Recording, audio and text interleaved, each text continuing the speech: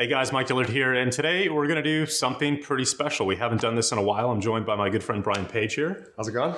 And for those of you who've been listening to the podcast for a while, you might remember the episode that I recorded with Brian last year on AirBNB and essentially short-term rentals. Now that was a new topic to the podcast because we don't really talk about real estate that much when it comes to my audience, but it was a game changer. Like, people were blown away by that interview and your story, and a ton of our audience ended up going through your program on how to set up Airbnb and make, essentially residual income.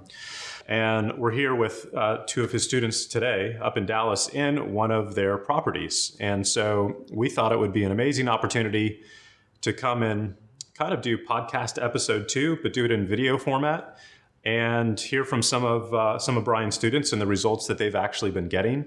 Because this was one of the opportunities, the few opportunities that I've come across where if you're not into the internet marketing thing, if you don't want to write an ebook, if you don't want to produce webinars and all of the typical stuff that I've traditionally taught, but you still want to be financially independent and start a business, like, this is it. This is kind of the holy grail in many ways. So Brian, thanks for joining us. And this is Jeremy and Can. And Brian, if you could, man, why don't you just start with your story from the top? Sure. For those who didn't hear your podcast last year, and we'll go from there. Sure. Well, I come from a real estate investing background. I flipped a bunch of properties back in the early 2000s and kind of participated in that real estate bubble of the mid 2000s and built up a huge portfolio, was doing all kinds of deals. And when the real estate market crashed, I lost everything. I lost all my properties, my personal residence, basically. Had to start over. And so I kind of floundered for a couple of years looking for a new opportunity, and really wanted to get back into real estate, but I couldn't because for years my credit was ruined because of all those foreclosures. And quite frankly, I didn't want to take that risk again. I didn't want to sign my name to millions of dollars in loans again of real estate.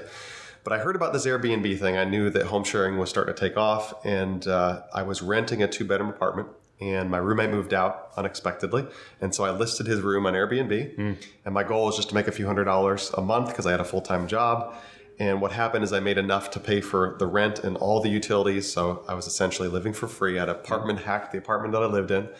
And I thought, you know what, this would be great, but how could I scale it? And so I just had this wild idea that I could go approach owners of rental properties and convince them to let me list their properties on Airbnb.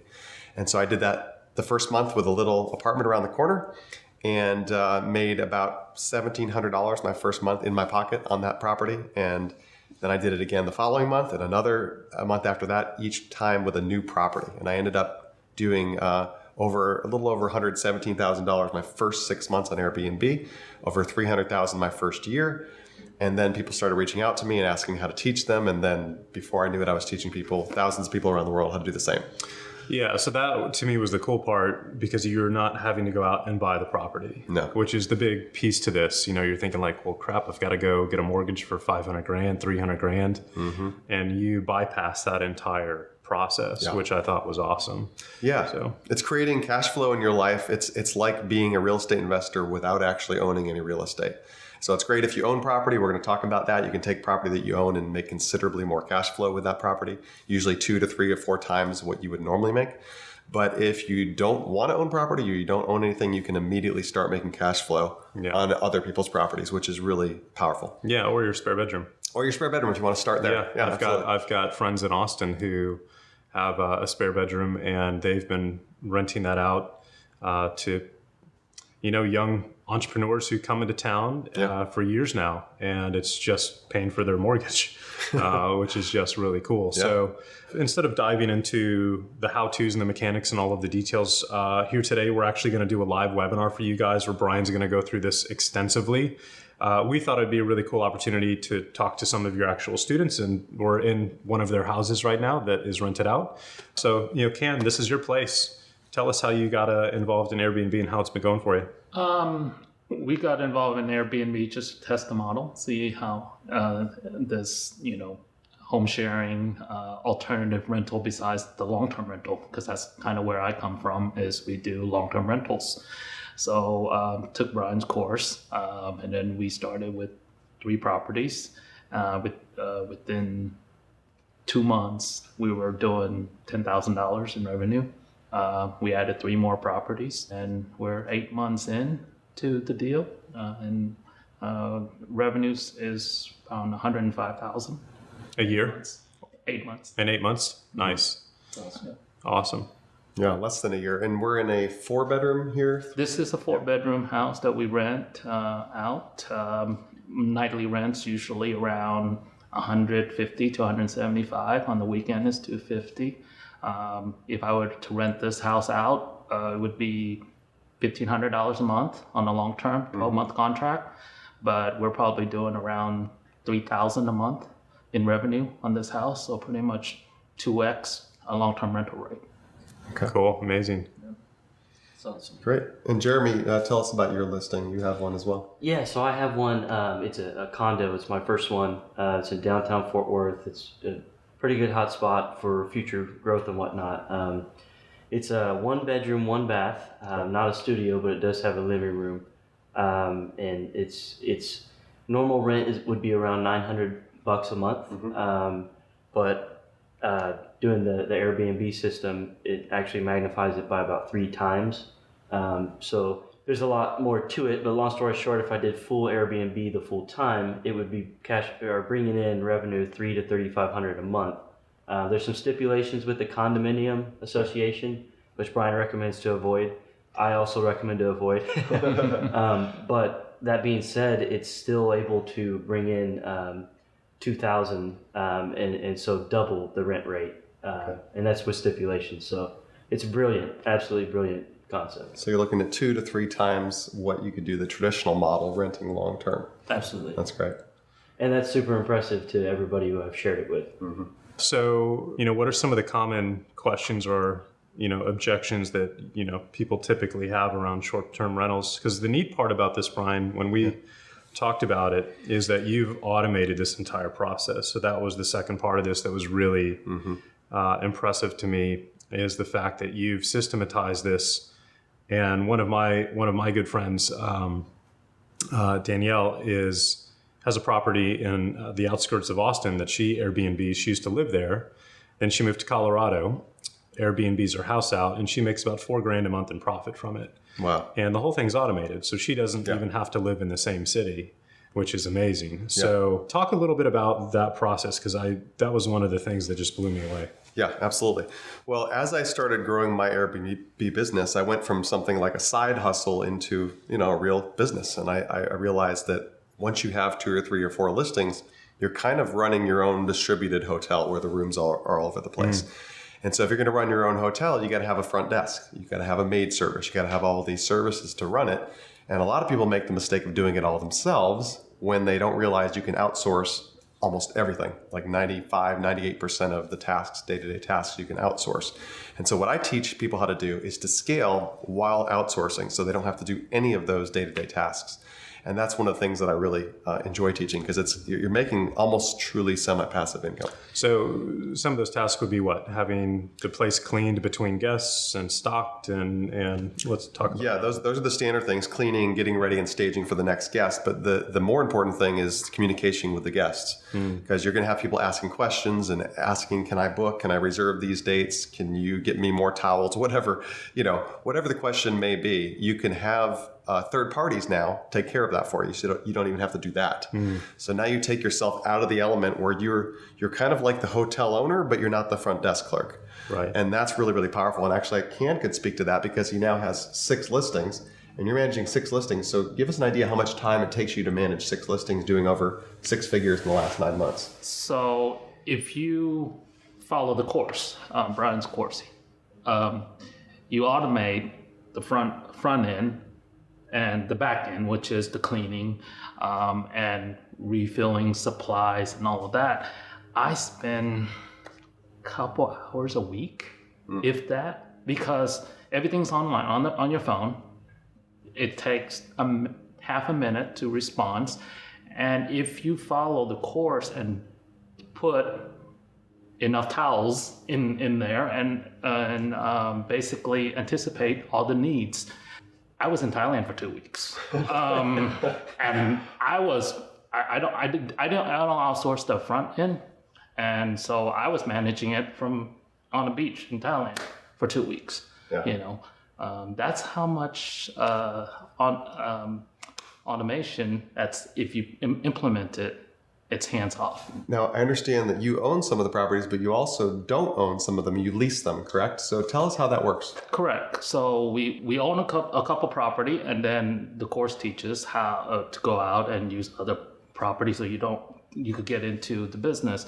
So that's exactly what I did. Went up to a property owner and told them exactly what I wanted to do or what we're doing. Showed them our listings, our prior listings, and the reviews, and explain to them the insurance that's covering their property. We have it professionally cleaned 3 times a week minimum. And they said, okay, let's try it. So we opened one. They liked it. Got another unit from them. So we operate a 2-bedroom and a 1-bedroom out of their complex. And you're doing a rev share with them? No, it's straight up lease. Oh, so you essentially leased it from them straight outright, and then you're doing the short-term rental. Yep. Yeah, awesome. So they're getting the money they wanted, and you're correct making the So addition. basically, they're just fulfilling their occupancy level, and I'm paying them market rent. One was $1,200, one was $900 for the 1-bedroom. The $1,200 2-bedroom, our revenue is probably around $25,000 to $3,000 a month. So it's 2x. That's how I gauge it. 2x what the cost. So let me play devil's advocate here, because a lot of people that might be watching might be thinking, why in the world would an owner let you do this? There's no way owners would let you take their property, put it on Airbnb. So how'd you overcome that? Why would an owner want to do this with you? Well, a lot of the owner, they're in their line of business to do long-term rental. They want to be passive. They think Airbnb is running a hotel, which essentially it is. But if you do it right, it's not as active as you would, So a lot of people do not know the power of Airbnb. Me being one, because I was like, will people show up? Will feel I'm testing this out, because I don't think we're in a huge tourist area. I mean, there's people coming in, but we're not the top tourist area, and we're not Orlando. People come to Disney World, and the demand is there. This house is in the middle of the suburbs in Dallas. Yes. Right. Yeah. Yes. Nowhere special, right? Can I just say that? We're nowhere special. Yeah. Right? I was very surprised pulling up to this area. Right? Okay. So you're from this area. Yeah. I'm not from this area. Okay. So that's another thing that people often say is they say, well, Brian, that's great that it works for you. You live in a tourist area, but I don't even live in a destination city. So what would you say to somebody like that? Because you have a listing that I would guess is not in one of those type of locations. Right. It's in more of like a central area. Yeah. I mean, it takes a leap of faith to start, because you have to buy into it, and then if you take the course, things make a lot more sense. But I don't think it started any differently for him or I. It started with a leap of faith. Yeah. But you do that, but then when you have your property and then you just honestly reciprocate the advice that's given to you. Yeah. It's kind of like Brian's course holds your hand the whole way and shows you that it's not really about the area, it's about maximizing the occupancy and whatnot, if I'm understanding correctly your question. Yeah, absolutely. So the first thing you would think of who your customer is would be somebody's coming here on vacation, and that's a portion of it. I'd say 20-30%. There's all kinds of people coming and needing. We just have somebody to check in. They're remodeling their house for a month. Yeah. So they booked 28 days. We had a convention come into town, more business people. We have somebody coming in for somebody was at the hospital, their relatives, so they want a bigger place. So it's not necessary. You don't need to be in the middle hotbed of a tourist attraction place. Right? Yeah. Oh, my friend Danielle's house is not anywhere near downtown Austin. It's in an outskirts suburb like this. Really? And she's just booked all the time and cranking. So awesome. from a marketing and let's just call it a customer acquisition side. Is it as simple as just listing on Airbnb and that's it? Or Well, the beauty about Airbnb is you don't have to do any marketing at all. I've never done any marketing outside of Airbnb. The key is, though, you want to give your guests a really good experience. You want to make sure you get the great reviews, because the better your reviews are, the higher you get on the results page on Airbnb. And another thing that I teach that's very important is having photos that are exceptional. If your photos are exceptional, people will click, because really the only thing they see is that one photo. And so you got to get people to click on your listing in order to even consider booking it. So I spend a lot of time teaching people how to get the right photos of their listing to get people to click. And if you do those things correctly, you don't have to do any outside advertising. Airbnb does it all. In fact, there are still millions and millions of people. I was reading a statistic that there are 1.2 million people a week that are joining the platform every week, which is insane. But that was in the Airbnb story, a book that came out recently. So over 1 million people a week joining the platform, and it's growing exceptionally fast overseas. And I'm finding that it's working in everything from luxury properties all the way down to very inexpensive, low-income neighborhoods. In fact, I've started buying homes in low-income areas because the ROI is just off the charts. So yeah, it works in kind of all ends of the spectrum. So I remember one of the things that really caught my attention last time we talked about this was the fact that the amenities that you provide basically are standardized across your different properties. You know, Ken, I saw you had a bottle of wine when we walked in, and a snack box or tray. Yeah. There you go. But you can essentially start to create your own brand of properties that you own, right? So you could have, the Can Real Estate Group or whatever it may be. And that way people know that once they stay at one of your properties, they know the amenities to expect. They know the type of experience and cleanliness that you have. And you can just start to build up this massive real estate portfolio, frankly, across the world without actually owning any of these properties, which I think is a really, really cool idea. Yeah. So this is one of the things I teach in my training is that you can get a bottle of wine like this. What did you say you spent for this? $2.50. Nice. $2.50. Okay. So you want to make sure you get a wine that maybe is kind of new, that people don't know it's $2.50. But when you walk into a hotel, I can tell you because I stay in all kinds of hotels. In fact, I was in a 5-star hotel in New York City and they did not give me a bottle of wine. So your guests aren't expecting this. And when they come into the listing and they see a bottle of wine, they see that you have coffee and you have creamer and you have all the amenities that you would have in a hotel plus some, then you give them that kind of a wow experience, and they're staying there usually for less than it actually costs to stay in a hotel. So you've been doing this for a while. You're getting good comments and reviews just on a simple $2 bottle of wine? Oh, I get so much review and on it because we don't list these kind of things. It's just something nice, surprise. And it doesn't cost very much, and it makes a world of difference. People walk in, they're starting their vacation. You got snacks and a bottle of wine. I always hate going to a hotel and you can't touch their snack bar because it's like $10,000 for a bag of chips, So here it is, right? And I think that's why people are spending their money on Airbnb is because they're getting more for their money. You have a kitchen. And I think we found that to be one of the biggest factors why people rent. Because if they do a hotel, they can't cook their own food. And you got a family here that needs 4 bedrooms. What would that cost them to stay in a hotel? Where here you have an entire house, a 4-bedroom house that is equivalent to a hotel in the area. Same price, probably. Same price. Another neat thing you can do is go partner up with the local restaurants or whatever it may be. Leave coupons or things on the table and even potentially get a kickback from those introductions, right? Additional income. So what are some of the other major questions people have around this? Okay, so one of the things it's a hot button topic, but I'm going to bring it up, and it has to do with regulation, Airbnb regulations. Now there are parts of the country, there are cities, in fact we're talking about Austin as one of them, where they're kind of what I call red zones. They're not super friendly. In fact, they can be downright opposed to short-term rentals and Airbnb.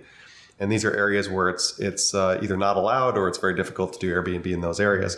And so people sometimes say, well, Brian, what do I do? I live in this town or I live in this place. And so we started doing some research. I hired a research firm and we spent a long time looking at the top 2,000 cities in the country. And what we found is that 92% of cities and towns in the U.S. allow home sharing, 8% don't. And so you're going to find there are some pockets of areas which not as ideal to do this kind of thing. But we found that we have students in basically every location in the country, almost every city, every major city and medium-sized city. And I wanted to talk to some of you too, because Ken and I were discussing this earlier. What would you say to somebody that would say, well, I'm in an area where it's restricted. I can't possibly do this. Go to the next town over. Very easy as that. I mean, it's a lot of people try and fight. Yeah. And which is fine. We're talking about property rights and all that. It takes a lot of money. Yeah. Airbnb is still new. Home sharing is new. So your next town over, like across the road. Because you don't live around the corner, right? No, I don't. And I mean, we're 30 miles from our listings. 30 miles away, okay. I probably visit my listing once or twice a week. So even though I'm close, I don't come if I have to, Okay. So just to move it 5 miles over and 10 miles over, very easy. Yeah. There's a town, speaking of which, called Grapevine, just right down the street. Okay. And they actually put a ban on it, but then it went through the court system and they lifted the ban. Within like 6 months, this just happened. Yeah. So what's happening right now is Airbnb very much is like where Uber was a few years ago. Uber wasn't even allowed in Vegas. I remember going there one time. I tried to order an Uber and I was like, why is Uber not here? So because it's such a new technology, it's not really a new technology, but it's a disruptive technology. It's a totally disruptive. And I'll tell you, it's disruptive to the hotel industry. Yeah. And they do not like that. So any city. Downtown Austin. So any city that's powerful hotel lobby, like New York City, San Francisco, these cities, Airbnb is not very open there. But I think that Airbnb is winning many cities, are winning over, and the laws are changing and it's in flux. But for the vast majority of people, they can do this. There's absolutely no reason you can't do this because somewhere near you will be a town or city that you can do Airbnb in. So that's a biggie, obviously. Any others? Yeah. One of the things that people ask about often is about the lease commitment, because you're signing a lease for what, a year? 6 months. 6 months. Okay, 6 months or a year. So you're committing yourself. So people want to know, well, what if it doesn't work? So what would you say to somebody that's saying, well, I don't know if I want to sign a lease and commit without knowing this is going to work? So a lot of when I went to sign a lease, we got 6 month leases, but most of the time it's 12-month lease. But think about it this way: if you break a lease, you pay 1 month or 2 months, so it's basically a $2,000 gamble. Mm-hmm. Don't think about, I'm stuck in a lease for 12 months. It's a lease. That's the beauty of this. Which in the real estate world, that's a very small amount of money compared to any other kind of real estate deal, right? I mean, any $2,000 for do a real estate investment, that's basically the deposit, right? So I think it's money that you could spend and test the model. Recuperate pretty easily. Yeah, and Jeremy and I were speaking earlier about the fact that people are now partnering with the owners so they don't have to sign a lease and they can share in the revenue. Right, absolutely. It's super brilliant. He obviously mastered it, but the idea is you partner with somebody who has a home that it's just been sitting there for quite some time, and hey, are you guys interested in making some extra money out of this place? For example, my neighbor, he goes to Chicago 6 months out of the year, and I've been pressing at him ever since I took let's make some money with your property. And he's close, but not yet. But that's the idea of it. You can partner with these guys, and you can say, "Let me do the work. You just supply me the property, and we'll split the revenue somehow." It's very, very simple. No risk. There's zero risk. There's zero cost. That's the nice part about the home sharing as opposed to the lease, like you're talking about. Mm-hmm. What are some others? That's one of the things that people ask sometimes is, well, what if I don't have any funds? What if I have zero money and I want to get started in this, but I don't have any funds to start the business? What would you say to somebody like that? Well, if you have a house already, you could rent that extra room like how you started, because you're already paying for that. Yeah. Right? Save up a little bit of money, then you could do like a 2-bedroom by itself place. That's one way. Another way is partnership. There's a lot of money out there that people are willing to partners with you, and quite frankly, it doesn't cost that much to start an Airbnb. A couple $1,000 to do the lease, furniture. If you're frugal, you could use furniture. You don't have to buy all new. And where else can you invest in real estate for $5,000? $7,000. Even more so on that point, you can get a friend or family member to invest $5,000. Of course. It's amazing how many people out there would just have money they're willing to short-term loan you. Yeah. And if you don't have somebody like that, quite honestly, my advice is you're not trying hard enough because they're all over the place. Oh, you know what? That reminds me of another question that I was wanting to ask you both is how quickly before you, how many days or how long did it take you once you got your properties listed on Airbnb before you started seeing bookings and money coming in? Mine's super easy. Yeah. 2 days. 2 days. Yeah. So immediately started getting reservations. Yes. And the pictures, like he said, helped a ton, but he teaches you how to furnish the place, decorate it, what to have in it. 2 days. Okay. Cool. Mine was about 2 days, 3 days. The first reservation came in. Were you nervous? I was gonna say that's gotta feel really cool. Yeah. Yeah, it was. It was like bing on the phone, and I'm like, my goodness, I had the first one. And the funny story was, she moved in, the water heater broke, and the AC broke. Oh wow. Very first day. Okay. Right? And I'm like, okay, this is, but we got it taken care of the next day. And it was all been uphill from then. The first 15 days, we did $3,000.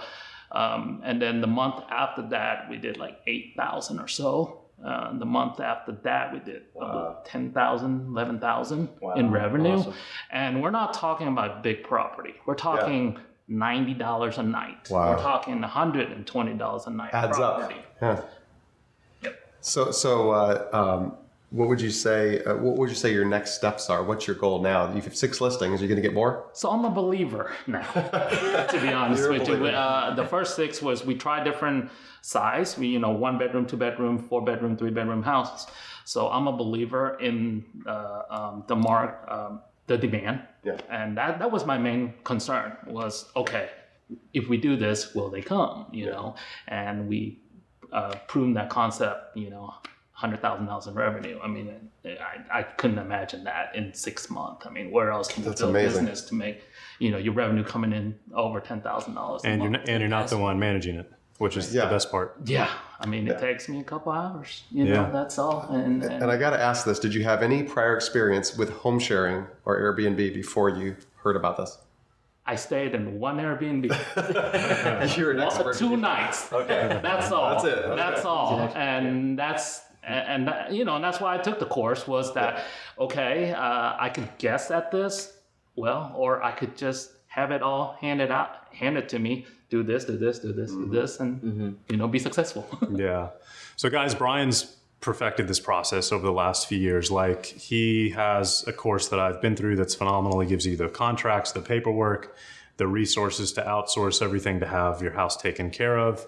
Someone who comes in and cleans and, puts new toilet paper in and stocks the fridge and puts the wine out.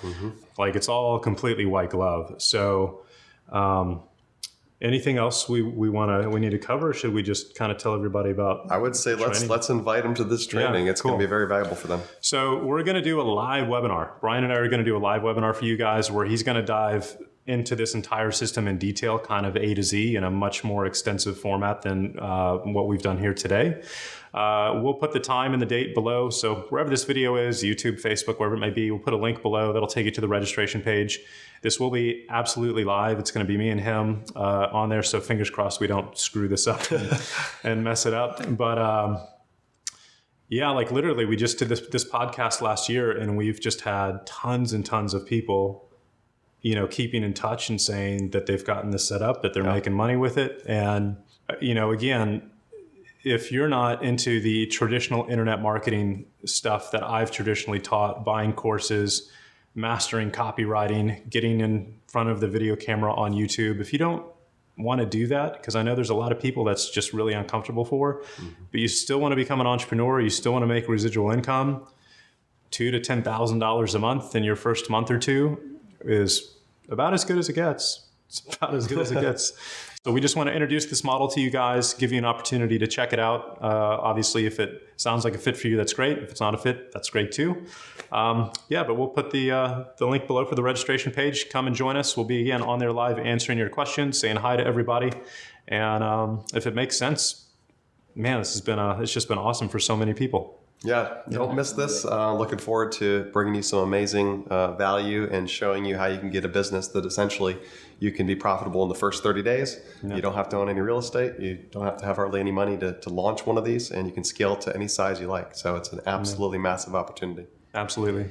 Well, guys, Jeremy, Ken, thanks for joining us. Thank you. Thanks for Thank you very having much. us. Yeah, this has been super Program is cool. awesome. Thanks, Very Mike. cool. Awesome, brother. Thank you, guys. We'll see you on the webinar.